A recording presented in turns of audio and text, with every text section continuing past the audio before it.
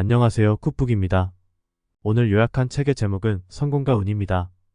이 책의 저자는 로버트 프랭크로 코넬 대학의 경제학 교수이며 뉴욕타임스 경제학 칼럼에 연재되었습니다. 이 책은 성공은 타고난 재능에 의한 것인가, 아니면 노력으로 이루어진 것인가, 아니면 운에 의한 것인가를 명확히 구분해 줍니다. 요약하여 5가지 관점을 다룹니다. 첫째, 인생 초기의 중요한 시점에서 좋은 운이 향후 성공에 큰 확대 효과를 가져오게 하며 이러한 운의 효과는 계속 쌓일 수 있다는 것입니다. 둘째, 현재는 승자 독식의 시대로 처음엔 약간의 유리한 점이 결국에는 승자 독식을 만들어내며 이 약간의 유리함은 대개 운에 의한 것입니다. 셋째, 사람들은 성공하면 능력의 결과로, 실패하면 나쁜 운의 결과로 돌리는 경향이 있으며 이러한 낙관주의는 성공하지 못할 경우에는 필요하지만 이미 성공한 경우에는 필요하지 않다는 것입니다. 넷째, 운은 승자 독식과 큰 소득 격차를 만들어내며 이는 사람들 사이의 비교가 심해진다는 것입니다. 다섯째, 운이 나쁘다고 인정하는 사람은 다른 사람의 공을 가로채려 하지 않으므로 협업자로부터 신뢰를 받게 된다는 것입니다. 첫째, 인생의 초기 결정적 순간에 좋은 운이 이후의 성공에 큰 증폭 효과를 가져다 주며 이러한 운의 효과는 시간이 지남에 따라 누적될 수 있다는 점을 살펴보겠습니다. 찰리 먼거는 원하는 것을 얻는 가장 확실한 방법은 자신을 원하는 그것을 받을 자격이 있도록 만드는 것이다 라고 했습니다. 하지만 이 책은 이 관점은 다루는 것이 아닙니다. 브레이킹 배드 드라마 감독인 빈스 길리건은 매거진 인터뷰에서 성공의 비결은 무엇이냐고 질문을 받았을 때 아주 흥미로운 대답을 하였습니다. 혹시 종이를 구기고 멀리 있는 쓰레기통에 대충 던져서 들어갔던 경험이 있으신가요? 처음에는 우연히 성공했는데 같은 방법으로 여러 번 던졌음에도 불구하고 더 이상 들어가지 않는 경우가 있습니다. 이런 상황이 왜 발생할까요? 마찬가지로 우리는 이 드라마를 만들기 위해 최선을 다했고 최고의 TV 시리즈가 되기를 바랬습니다. 하지만 우리 팀만 열심히 한 것이 아니라 옆에 제작팀도 마찬가지로 최선을 다했습니다. 그럼에도 불구하고 왜 꼭 우리 드라마만 대성공을 거두어야 할까요? 저도 정말 궁금합니다. 그는 자신의 성공이 운에 의한 것이라고 설명했습니다. 우리가 현재 살고 있는 사회는 미국이든 한국이든 대체로 엘리트 사회입니다. 출신이 모든 것을 결정하던 역사와는 달리 재능과 노력을 통해 부와 지위를 얻을 수 있습니다. 엘리트는 귀족보다 훨씬 좋은 단어이며 이는 능력 있는 자에겐 좋은 시대입니다. 하지만 프랭크 이렇게 말합니다. 만약 당신은 엘리트들의 성공이 그들의 재능과 노력, 그리고 중요한 순간에 합리적이고 올바른 결정을 내렸기 때문이라고 생각한다면 그것은 상당히 잘못된 견해입니다. 성공은 대부분 운에 의해 좌우되며 특히 현대 사회에서 더욱 그러합니다. 프랭크는 자신의 인생 경험을 포함하여 다양한 예를 들어 성공에서 운의 중요성을 설명합니다. 저자는 개인의 운을 운의 역학이라고 부릅니다. 예를 들어 두 사람 A와 B가 있다고 가정해봅시다. 이 둘은 재능, 노력, 인식 수준에서 완전히 동일하다고 합시다. 그러나 A는 B보다 약 5% 정도 운이 더 좋다고 가정하겠습니다. 이 경우 시간이 지남에 따라 A의 수입이 B보다 얼마나 많을지 궁금할 수 있습니다. 단순히 5% 더 많을 것이라고 생각한다면 그것은 큰 오해입니다. 실제로는 A의 수입이 B의 수입보다 500%, 심지어 그 이상으로 높을 수 있습니다. 인류 사회는 비선형적이고 복잡한 시스템이므로 초기 조건이 조금만 유리하더라도 최종 결과는 단순히 좋아지는 것을 넘어서 크게 확대될 가능성이 높습니다. 예를 들어 매우 똑똑한 쌍둥이 자매가 있습니다. 대학 입시 날 동생은 정상적으로 실력을 발휘했지만 언니는 감기로 인해 컨디션이 좋지 않았습니다. 20년 후 동생은 노벨 화학상을 받을 수도 있고 언니는 어떤 화학 공장에서 근로자로 일하고 있을 수도 있습니다. 누군가는 언니가 내년에 다시 시험을 볼 수 있지 않는가 질문을 할 수 있습니다. 맞습니다. 대학 입시는 2번, 심지어 그 이상의 기회가 있습니다. 하지만 어떤 것들은 한 번의 기회조차도 매우 드문 경우가 있습니다.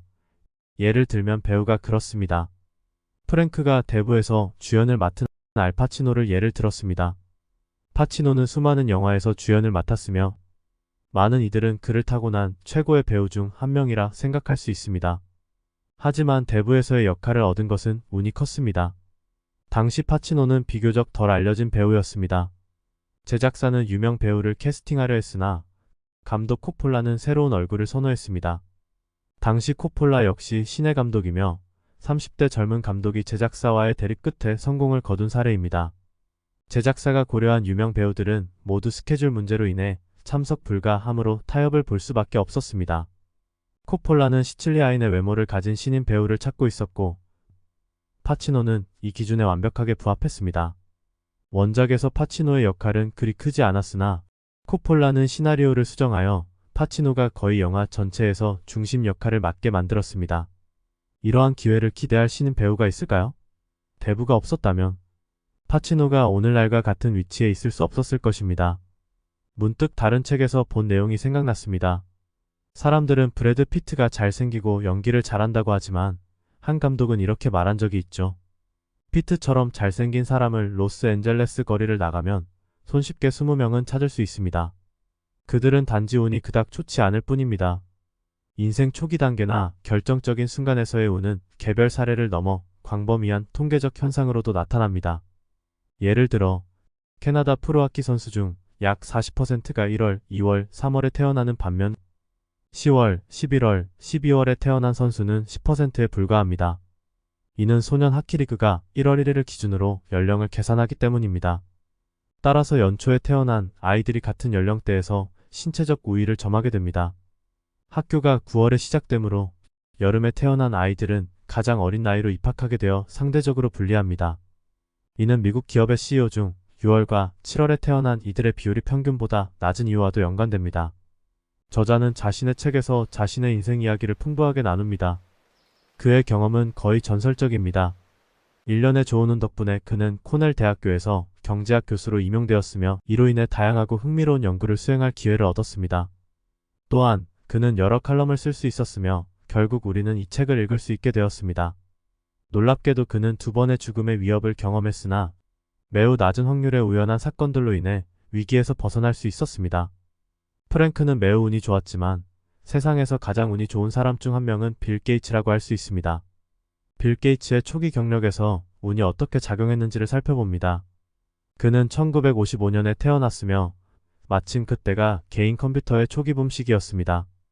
게이츠가 다녔던 사립고등학교는 당시 미국에서 유일하게 학생들에게 무료로 컴퓨터 접근을 제공했습니다. 이러한 환경 덕분에 그는 프로그래밍 기술을 배울 수 있었습니다.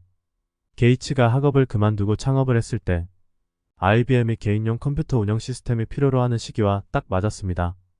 IBM은 원래 다른 회사와의 계약을 통해 OS를 확보하려 했으나 여러 가지 우연한 사정으로 계약이 성사되지 않았습니다. 마침 이때 빌 게이츠는 QDOS라는 시스템을 인수할 기회를 얻었습니다. 그 판매자도 이 분야의 전망에 대해 잘 몰랐으며 단돈 5만 달러의 빌 게이츠에게 넘겼습니다. 빌 게이츠는 QDOS를 바탕으로 MS-DOS를 개발했고 이는 그가 미래의 세계 최고 부자가 되는데 결정적인 역할을 했습니다. 만약 위의 어느 한 조건도 충족되지 않았다면 게이츠가 세계 최고의 부자가 되는 것은 불가능했을지도 모릅니다. 이런 운의 연속은 20번의 동전 던지기에서 모두 앞면이 나오는 것과 유사하며 이는 이론상 매우 낮은 확률의 사건입니다.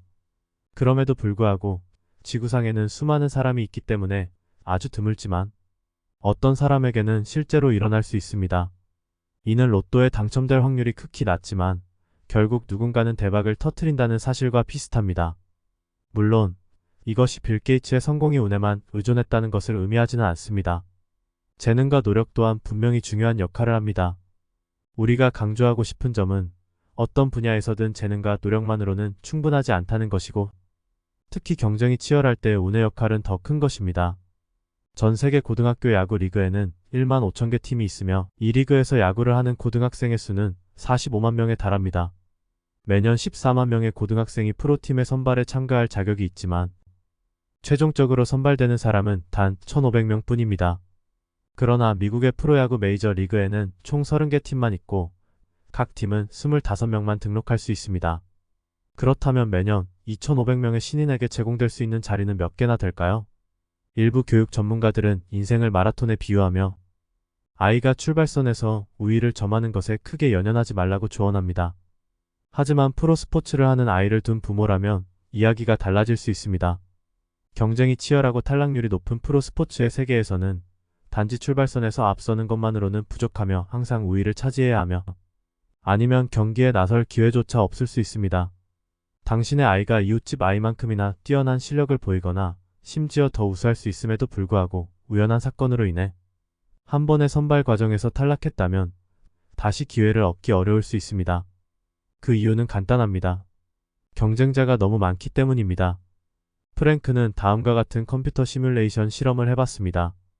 경쟁에서 승패를 결정하는 요소 중 재능과 노력이 95%를 차지하고 운이 단지 5%를 차지한다고 가정해봅시다. 최종적으로 어떤 사람이 승리할까요? 참가자가 충분히 많다면 결국에는 운이 좋은 사람들이 승리하게 됩니다. 그 이유는 경쟁자가 충분히 많고 그들의 재능과 노력 수치는 크게 차이가 나지 않기 때문입니다. 그렇다면 이러한 사람들 사이에서는 무엇을 비교하게 될까요?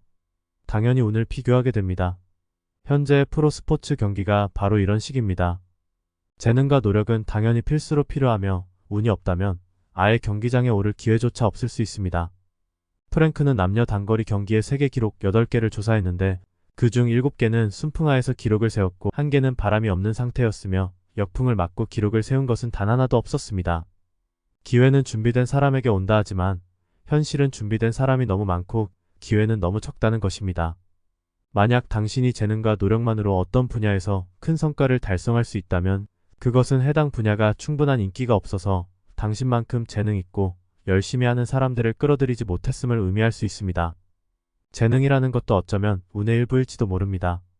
재능도 일정하게 유전에 의하기 때문입니다. 만약 어떤 분야에서는 재능 없이도 오로지 노력만으로 성취할 수 있다면 그 분야는 별로 가치가 없는 분야일 가능성이 큽니다. 이런 관점에서 볼 때 프랭크의 이 책은 사실상 운이 좋은 사람들을 위한 책이라고 할 수 있습니다. 우리 모두가 높은 수준의 경쟁에 반드시 참여할 필요는 없지만 그런 경쟁이 어떤 것인지 이해하는 자체로도 의미가 있습니다. 이것이 바로 운이 성공에 있어 매우 중요하다는 첫 번째 관점입니다. 앞에서 우리는 어와 비 두 사람의 실력은 동일하지만 어가 B보다 운이 5% 더 좋다고 가정했을 때 시간이 흐르는 어의 수입이 B보다 얼마나 더 높을지를 물었습니다. 그 차이가 500%에 넘을 것이라 추정했습니다. 이제 같은 유형의 어와 B2 제품이 있다고 할 때 어의 성능과 가격이 종합적으로 B보다 50% 더 우수하다면 어의 판매량이 B보다 얼마나 더 높을지 질문을 던져봅니다. 그 답은 50%도 500%도 아닌 어가 시장 전체를 점유하고 B가 시장에서 탈락하게 될 것입니다. 오늘날 시장은 승자 독식의 특성을 갖고 있습니다. 19세기부터 사람들은 이 원리를 인식하기 시작했습니다. 교통의 발달은 좋은 제품이 우위를 점하는 현상을 더욱 강화합니다. 예를 들어 19세기 초 각 지역에는 자체 피아노 제조 공장이 있었고 이 중 일부는 품질이 우수했으나 다른 일부는 그렇지 않았습니다. 품질이 떨어진 제품도 생존할 수 있었던 이유는 다른 지역에서 아무리 우수한 피아노를 제조하더라도 높은 운송 비용 때문에 지역 시장에 진입 불가하기 때문입니다. 하지만 교통이 발전하고 운송 비용이 저렴해지면서 품질이 높은 피아노는 점차 시장을 확대하고 결국 전체 시장을 장악하게 됩니다. 이러한 현상이 바로 승자 독식입니다. 사실 프랭크는 1995년 필립 쿡과 함께 승자 독식 사회라는 책을 출간했습니다. 그 책의 핵심 내용은 기술 진보가 우수한 제품의 확산을 가속화하여 시장이 소수의 대기업에 의해 독점된다는 것입니다. 프랭크는 이 현상을 네트워크 효과라고 불렀습니다. 이에 대해 예를 들면 AP 두 개 서로 경쟁하는 앱스토어가 있습니다. 처음엔 누구도 누구를 압도하지 못하는 상황입니다. 하지만 어떤 우연한 이유로 어느 순간부터 A 앱스토어 사용수가 B를 약간 앞서게 됩니다. 이 때문에 소프트웨어 회사들은 새로운 프로그램을 개발 시 우선적으로 A 앱스토어를 고려하게 됩니다. 이로 인해 앱스토어 사용자들이 사용할 수 있는 소프트웨어가 더 많아지면서 더 많은 사용자들이 A 앱스토어를 선택하게 됩니다. 이것이 바로 네트워크 효과이며 사용자가 많기 때문에 더 많은 사용자가 생기는 것입니다. 즉, 강한 자가 더 쉽게 강해진다는 것입니다. 이 효과는 일단 시작되면 시장은 매우 짧은 시간 내에 거의 모두가 한 곳에 모이게 됩니다. 네트워크 효과는 아주 무서운 힘이지만 동시에 매우 불안정한 힘입니다. 시장을 독식하려면 약간의 우위만 축적하면 되지만 그 약간의 우위 뒤에는 너무나 많은 우연한 요소들이 있습니다. 예를 들어 어떻게 하면 베스트셀러가 될 수 있을까요? 프랭크는 이 질문에 이미 베스트셀러 저자일 경우가 가장 유리하다고 언급합니다. 저자와 독자 사이에 이미 형성된 네트워크 효과 때문입니다. 저자가 상대적으로 덜 알려져 있다면 언론을 통한 홍보가 필수적일 것입니다. 그러나 이 방법에는 리스크가 있습니다. 리뷰어의 취향이 다양하기 때문에 좋은 책이라 할지라도 바로 좋은 평가를 받지 못할 수 있습니다. 또한 다른 책들도 비슷한 방법으로 홍보될 것이라는 점을 잊지 말아야 합니다.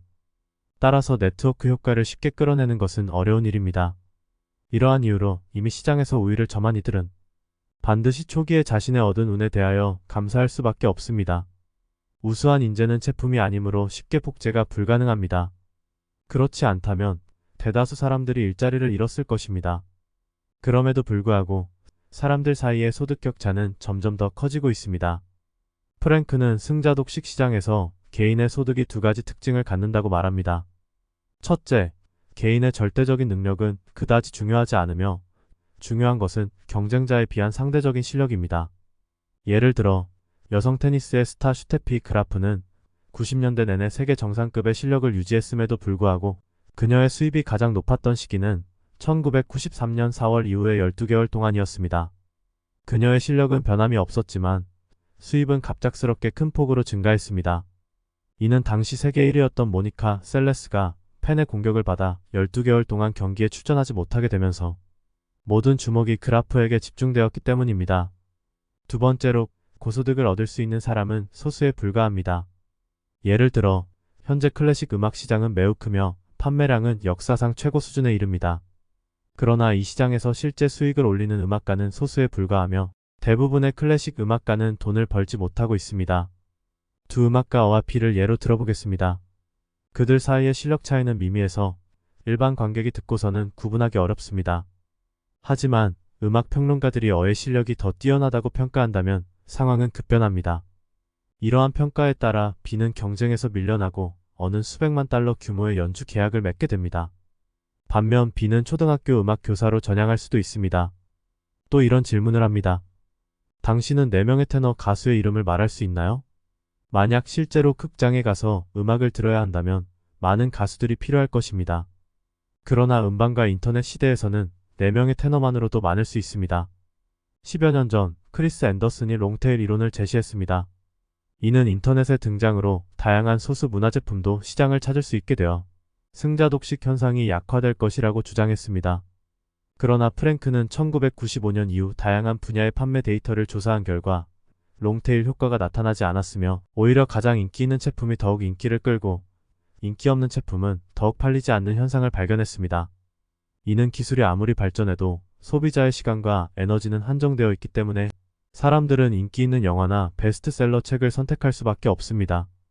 좋은 것들이 더욱 쉽게 퍼져나가고 자리의 총수는 변하지 않기 때문에 이는 승자독식과 소득 불평등이 점점 더 심각해질 것임을 의미합니다. 많은 사람들이 미국에서 소득 격차가 커지는 것은 업무 아웃소싱과 자동화 때문이라고 말합니다. 이러한 효과가 일정하게 존재할 수 있습니다. 하지만 프랭크는 기술 진보가 승자독식 현상을 가져오는 것이 더 중요한 원인이라고 생각합니다. 알아야 할 것은 현재 미국에서는 단순히 하층과 상층의 소득 격차가 존재하는 것이 아니라 상층 내부에서도 소득 격차가 점점 더 벌어지고 있다는 점입니다. 1980년대 CEO의 평균 소득은 일반 노동자의 42배였지만 현재는 400배에 달합니다. 과거에는 CEO를 회사 내부에서 승진시켜 선발했기 때문에 CEO의 급여는 회사 내부에서 협상으로 결정되었습니다. 그러나 90년대 이후 CEO가 회사 간이나 업계를 넘나들며 임명될 수 있게 되면서 열린 CEO 시장이 등장했고 CEO의 협상력이 크게 증가했습니다. 이것이 바로 인재 유동입니다. 인재 유동 시대는 승자 독식의 시대입니다. 승자 독식의 시대는 경쟁이 점점 더 치열해지고 개인의 능력이 점점 더 중요해지는 시대입니다. 만약 당신이 어떤 분야에서 모든 사람보다 조금만 더 뛰어나다면 당신의 수입은 모든 사람보다 훨씬 더 많을 수 있습니다. 따라서 운이 점점 더 중요해지는 시대이기도 합니다. 이것이 두 번째 관점입니다. 승자 독식의 시대는 운이 점점 더 중요해지고 있음을 나타냅니다. 이번에 다뤄볼 관점은 사람들이 성공을 개인의 능력 덕분이라고 여기고 실패는 운이 나빴기 때문이라고 생각하는 경향에 대한 것입니다. 이런 낙관적인 태도는 성공하기 전에는 필요할 수 있지만 성공한 이후에는 그다지 필요하지 않습니다. 개인의 운명은 분명 자신의 노력에 의존하지만 역사의 흐름이나 자신의 의지와 무관하게 전적으로 우연에 의해 결정되고 통제 불가능한 운의 역할도 고려해야 합니다. 앞에서 우리는 경쟁이 치열한 환경에서는 운이 매우 중요한 역할을 한다고 언급했습니다. 세계에서 특별히 성공한 사람들은 대부분은 운이 매우 좋았다고 볼 수 있습니다. 제 생각에는 프랭크의 이 책은 주로 운이 좋은 사람들을 위해 쓰였으며 이 책을 통해 운을 올바르게 인식하는 방법을 가르치고자 합니다. 이러한 접근이 모두에게 이로울 것이라고 생각합니다. 보통 사람들은 어떻게 운을 다루는지, 그리고 만약 지혜롭게 다루려면 어떻게 해야 하는지를 살펴보겠습니다. 먼저 실제 사례를 예를 들겠습니다. 이 사건은 스페인에서 일어났습니다. 어떤 사람이 복권 판매점에 가서 반드시 끝 자리가 48인 번호를 선택하겠다고 했습니다. 당시 컴퓨터로 번호를 선택 불가능했기 때문에 그는 이미 발행된 복권 중에서 끝자리가 48인 것을 찾아야만 했습니다. 어렵게 48로 끝나는 복권을 찾은 결과 며칠 후 큰 상금을 받게 되었습니다. 기자가 당첨의 비결을 물었을 때 그는 물론 비밀이 있죠. 48을 선택한 것은 하늘의 뜻을 따른 것입니다. 제가 7일 연속으로 꿈속에서 숫자 7을 보았고 7 곱하기 7은 48이니까요 라고 대답했습니다. 사람들은 자신들이 조금이라도 성공하면 그 이유를 항상 자신의 노력으로 돌리려 합니다. 사람들은 복권 당첨에 어떤 규칙이 있으리라 믿고 싶어 합니다. 심지어 복권 규칙을 연구하고 번호 추세를 분석하는 칼럼을 찾아볼 수 있습니다. 이런 분석에 열중하는 이들은 마치 자신들이 꼼꼼한 연구 끝에 당첨되었다고 생각하곤 합니다. 우리는 복권 번호 추세를 연구하는 사람들을 쉽게 비웃을 수 있지만 대부분의 성공 뒤에 운이 큰 역할을 한다는 사실을 잊지 말아야 합니다. 주식 거래나 벤처 투자로 성공한 많은 사람들은 자신의 성공을 독특한 통찰력과 광범위한 연구 덕분이라고 말하며 운의 역할을 언급하지 않습니다. 이들은 성공을 자신의 능력으로 돌림으로써 스스로를 좋게 여기는데 이것은 인간의 본성이라 봅니다. 한 실험에서 우울증 환자들을 불러 다양한 난이도의 과제를 수행하게 한 후 그들에게 자신의 성과를 평가하도록 했습니다. 실험 결과 우울증 환자들의 자가 평가는 실험자의 관찰과 일치했으니 우울증 환자들이 자신의 능력을 객관적으로 잘 평가할 수 있음을 보여줍니다. 반면 정상인 대조군도 자가 평가를 했고 그 결과를 실험자의 관찰과 비교했는데 정상인들은 자신이 과제에서 좋은 성과를 냈을 때는 자신의 능력을 과대평가하고 성과가 좋지 않을 때는 자신의 능력을 과소평가하는 경향을 보였습니다. 이들은 자신의 성과가 좋지 않은 것을 외부 요인이나 과제의 난이도 탓으로 돌렸습니다. 그렇다면 우울증이란 무엇일까요? 우울증은 삶의 진실을 명료하게 인식할 때 겪게 되는 상당히 불쾌한 감정일 수 있습니다. 이에 따라 우리 소위 정상인들은 스스로를 속이는 방식으로 삶을 이어가는 것입니다. 낙관주의적인 태도는 때로는 우리가 감당할 필요가 없는 위험을 감수하게 하고 반면 겪지 않아도 될 실패를 맛보게 만듭니다. 사람들은 판단을 할 때 종종 처음 접한 경험이나 정보에 의존하게 됩니다. 예를 들어 엄청난 노력 끝에 큰 성취를 이루었다면 그 과정을 돌이켜볼 때 가장 기억에 남는 것은 그 과정에서의 본인의 노력일 것입니다. 외부의 우연한 요소들은 쉽게 무시되곤 합니다. 심지어 당시에 운이 좋았다고 생각했더라도 시간이 흐르며 그런 운을 잊어버리게 됩니다. 결국 시간이 지나고 나면 당신조차도 성공이 자신의 노력 덕분이라고 믿게 됩니다. 프랭크는 자전거를 탈 때 순풍과 역풍을 만날 수 있는 상황을 예로 들었습니다. 역풍을 만났을 때는 매우 힘들게 느껴져 그 바람의 방향을 기억하게 되지만 순풍일 때는 바람의 방향을 쉽게 잊어버립니다. 이것이 구글에서 역풍을 검색하면 많은 역풍 속에서 전진하는 이미지를 찾을 수 있는 반면 순풍을 검색하면 그다지 많지 않은 이유입니다. 사람들은 자신이 역풍에 맞서 싸울 때의 노력을 특히 잘 기억하고 순풍을 탈 때의 행운은 잊어버리기 쉽습니다. 이런 태도는 우울증을 예방하는 것 외에도 다른 이점이 있습니다. 치열한 경쟁 속에서는 모든 노력이 필요하며 운도 중요한 역할을 합니다. 좋은 대학에 진학하기 위해서는 어린 시절부터 지속적인 노력이 필요하지만 그럼에도 반드시 성공한다는 보장은 없습니다. 하지만 노력하지 않는다면 성공할 가능성은 더욱 줄어들 것입니다. 이러한 상황에서 부모는 자녀에게 노력하면 성공할 수 있다고 말해야 할까요? 아니면 노력해도 성공하지 못할 수도 있다고 현실적으로 말해야 할까요? 물론 긍정적인 에너지를 강조하며 운이 어떻든지 간에 포기하지 말고 최선을 다해 노력하라고 독려하는 것이 중요합니다. 그렇게 하다 보면 어쩌면 진짜 기회가 올 수도 있기 때문입니다. 인생 전략 관점에서 보면 모두가 긍정적 에너지를 감당할 수 있는 것은 아닙니다. 인생 전략에는 빠른 전략과 느린 전략이란 두 가지가 있습니다. 만약 한 사람이 현재 불확실한 환경에 처해 있고 운이 상당 부분을 차지한다고 생각하며 미래가 현재보다 나아지지 않을 것 같다면 그 사람은 즉각적인 만족을 추구하는 빠른 전략을 선택하는 것이 적절합니다. 반대로 안정적인 환경에서 미래에 대한 어느 정도의 확신이 있을 때만 즐거움을 미루는 느린 전략을 사용할 수 있습니다. 그러므로 정확히 말하자면 운의 영향을 고려하지 않는 것은 실현 불가능합니다. 프랭크는 자유주의와 보수주의의 차이점에 대해 설명합니다. 일반적으로 자유주의자들은 운의 중요성을 더 강조하며 많은 사람들이 불리한 상황에 처해 있는 것은 운이 나빠서라고 여깁니다.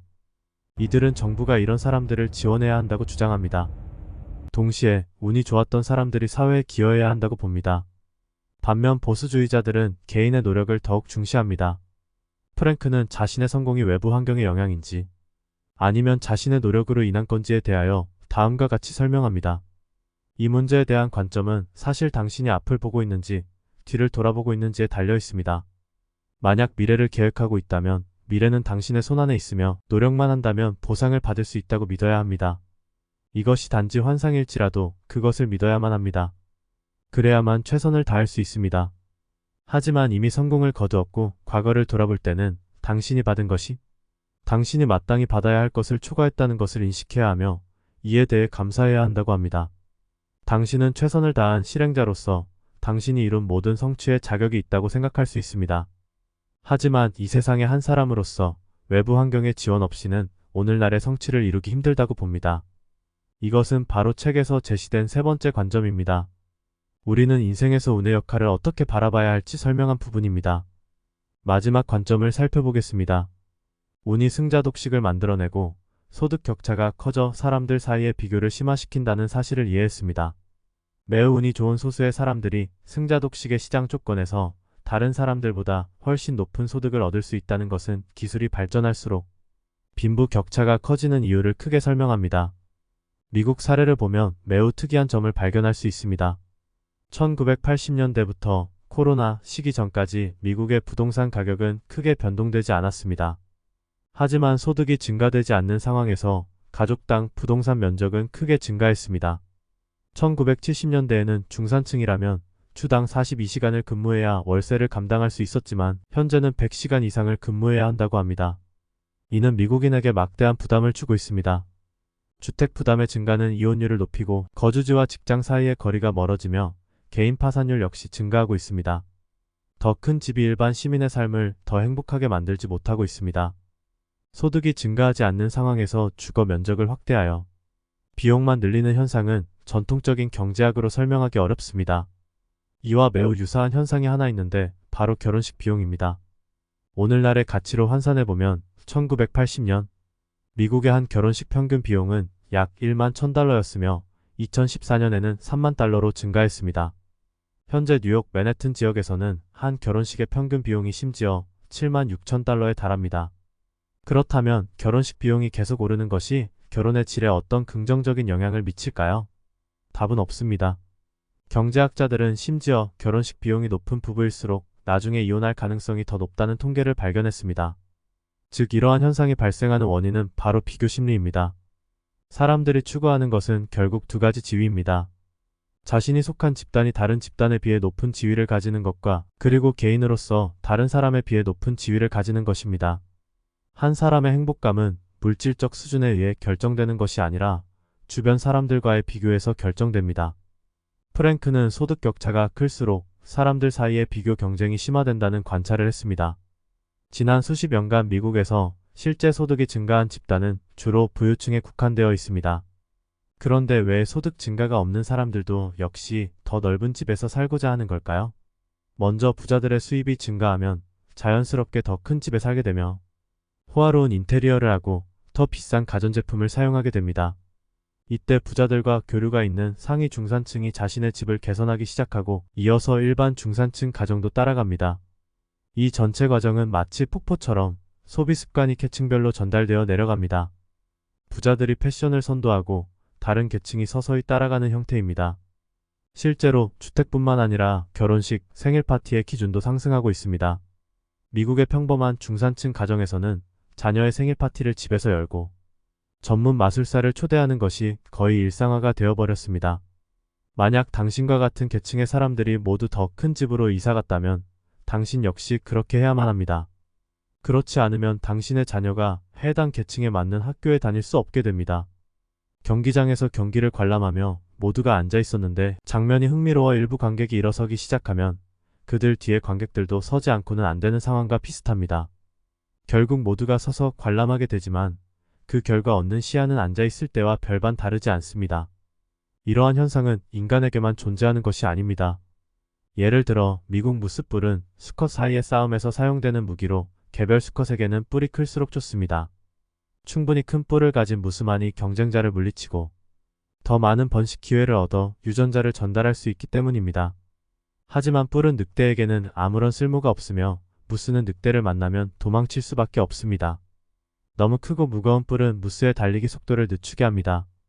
늑대의 존재로 인해 무스의 뿔 크기에는 한계가 있지만 전반적으로 무스가 그렇게 큰 뿔을 가질 필요는 없습니다.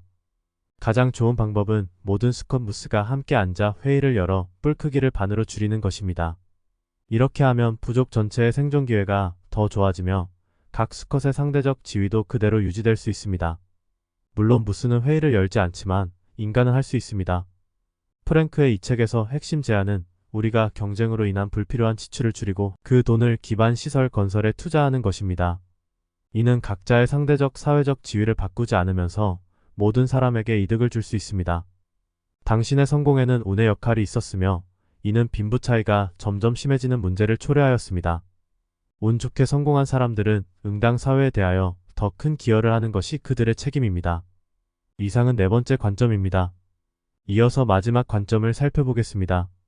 운을 인정하는 것은 협력에 유리하며 운을 인정하는 사람은 다른 사람의 공을 가로채려 하지 않기 때문에 협력자는 그를 신뢰할 수 있다는 것입니다. 분명 여러분도 다른 곳에서 본 적이 있을 유명한 돈 나누기 실험에 대해 이야기해 보겠습니다. 실험은 이렇습니다. 어와 B라는 서로 모르는 두 사람에게 10,000원을 나누게 합니다. 규칙은 어가 돈을 어떻게 나눌지 결정하고 B는 어의 분배 방식을 수락할지 결정합니다. 만약 B가 수락하면 두 사람은 돈을 가질 수 있습니다. 만약 B가 거부하면 두 사람 모두 돈을 받지 못합니다. 만약 어와 B가 모두 순수 이성적인 경제인이라면 어는 자신에게 9,000원을 주고 B에게는 1,000원만 줄 수 있습니다. 어차피 B에게는 1,000원을 받는 것이 아무것도 받지 않는 것보다 낫기 때문입니다. 그러나 전 세계에서 수행된 실험 결과를 보면 어는 보통 돈을 반반으로 나눕니다. 왜냐하면 B에게 적게 주면 B가 차라리 돈을 받지 않겠다는 선택을 할 가능성이 크기 때문입니다. 게다가 어의 우려는 맞았으며 실제로 B는 거부하는 경우가 많습니다. 돈은 포기할 수 있지만 원칙은 지켜야 하며 공정함은 이미 사람들의 마음속에 깊이 자리 잡고 있습니다. 하지만 이 실험이 흥미로운 점은 다양한 변형을 통해 여러모로 인간의 본성을 파악할 수 있다는 것입니다. 돈을 나누기 전에 어와 B에게 먼저 문제를 하나 풀게 합니다. 대형 화면 중앙에 선이 그어져 있고 선의 양쪽에는 많은 빨간 점들이 분포해 있으며 눈으로는 한눈에 몇 개인지 파악하기 어렵습니다. 어와 B에게 어느 쪽에 빨간 점이 더 많은지 판단하라고 한 뒤 연구자는 누구의 대답이 맞았는지 알려줍니다. 이 실험에서 연구자가 어와 B의 정답과 오답을 발표하는 것이 사실상 무작위이며 두 사람의 실제 대답과는 아무런 관련이 없다는 것입니다. 이 문제를 푼 후 어를 돈 분배를 진행하게 합니다. 연구진이 어가 정답이고 B가 틀렸다고 발표하면 어는 대부분의 돈을 자기 몫으로 하고 B에게는 조금만 남기며 B는 이런 분배를 수용합니다. 연구진이 이 돈이 문제 해결에 따른 보상이라고 언급하지 않았음에도 불구하고 두 사람은 자연스럽게 성공한 자가 더 많이 받을 자격이 있고 실패한 자는 순순히 받아들여야 한다고 생각합니다. 만약 연구진이 두 사람 모두 정답이라고 발표하면 어는 돈을 반반 나눕니다. 그러나 연구진이 어가 틀리고 B가 맞다고 발표하면 어는 자발적으로 B에게 약간 더 많은 몫을 줍니다. 저자는 개인이 경력에서 성공을 달성하기 위해서는 본인의 재능과 노력만으로는 충분하지 않으며 타인과의 협력이 필수적이라고 강조합니다. 그가 제안하는 최상의 방법은 엘리트 팀에 합류하는 것입니다. 하지만 타인이 당신과 협력하기를 원하는지는 당신의 재능과 노력 이외에도 당신이 집단의 이익을 보호할 수 있는지에 달렸습니다. 즉, 부정행위를 하지 않는지 여부가 중요합니다. 프랭크가 또 다른 실험을 설명하며 3명의 낯선 사람을 모아 서로 30분간 대화하게 한 다음 그들을 분리해 각자 게임을 하도록 했습니다. 이 게임에서 만약 한 사람이 부정행위를 하면 다른 두 사람은 그 사실을 절대 알아채지 못합니다. 동시에 연구진은 그들에게 설문을 실시하여 다른 두 사람 중 누가 부정행위를 할 가능성이 있는지 판단하도록 했습니다. 실험 결과 한 사람이 부정행위를 한 경우 나머지 사람들이 그 사람이 부정행위를 할 것이라고 미리 예측할 확률이 60%에 달했습니다. 이는 단 30분의 대화만으로 우리가 낯선 사람 중 부정행위가 존재하면 누가 부정행위를 할 사람인지를 잘 판단할 수 있음을 시사합니다. 그렇기 때문에 다른 사람과 협력하기 위해서는 우수한 인품을 가지는 것이 중요합니다. 그런 인품은 어떻게 발전시킬 수 있을까요? 프랭크는 자신의 성공에 운의 역할이 있음을 인정하고 모든 성과를 자신만의 공으로 여기지 않는 것이 가장 바람직하다고 조언합니다. 운을 인정하는 사람은 타인의 공을 빼앗으려 하지 않으므로 협력자들로부터 신뢰를 얻을 수 있습니다. 프랭크가 가상 인터뷰를 통해 흥미로운 발견을 이끌어냅니다. 이 실험의 주인공은 성공적인 신약을 개발한 유명한 과학자로 설정되었습니다. 인터뷰에는 두 가지 버전이 있었는데 두 버전 모두 이 과학자를 직설적이고 예의가 부족한 인물로 묘사했습니다. 두 버전의 차이는 마지막 부분에 있습니다. 운 버전에서는 과학자가 우리 팀이 엄청난 노력을 기울였지만 성공에는 운의 요소도 분명히 있었다며 몇 가지 행운의 사례를 언급했습니다. 반면 능력 버전에서는 과학자는 팀의 노력과 자신의 결정적 기여만을 강조했습니다. 실험 결과는 운 버전이 더 긍정적인 반응을 얻었다는 것이었습니다. 더욱 흥미로운 점은 교육 수준이 높은 참가자들이 운 때문에 오히려 해당 과학자를 더 선호하는 경향을 보였다는 것입니다. 이는 고수준의 협력자나 동료에게 운의 역할을 인정하는 것이 실제로 자신에게 긍정적인 영향을 줄 수 있음을 시사합니다. 어떤 연구자가 이런 실험을 진행했습니다. 참가자들을 세 그룹으로 무작위로 나누고 이들에게 다음 10주 동안 매일 일기를 작성하도록 했습니다. 첫 번째 그룹은 자신이 감사해야 할 사건을 기록하고 두 번째 그룹은 자신을 화나게 하는 사건을 기록하며 세 번째 그룹은 자신에게 영향을 미치는 어떤 사건이든 기록했습니다. 10주 연구자들은 감사 그룹의 구성원들이 눈에 띄게 더 낙관적이 되었으며 행복도가 향상되고 건강 상태도 다른 두 그룹보다 좋아진 것을 발견했습니다. 이 기간 동안 감사 그룹의 구성원들이 의사를 방문하는 빈도는 다른 두 그룹에 비해 현저히 낮았습니다. 이는 분명히 영혼을 위한 치유제로서 기록될 만한 실험 결과이며 감사가 이렇게 큰 이점을 가질 수 있다는 것을 보여줍니다. 사실 이와 유사한 연구는 여러 개가 있으며 이러한 일련의 연구들은 모두 감사가 사람들의 불안을 줄이고 화를 덜 내게 하며 수면의 질을 향상시키고 다른 사람에 대한 공감 능력을 키우는 데 도움이 된다는 것을 보여줍니다. 이 책에 관한 논의는 여기까지입니다. 많은 내용이 생략되었으며 관심이 있을 경우 원본을 보는 것을 추천합니다.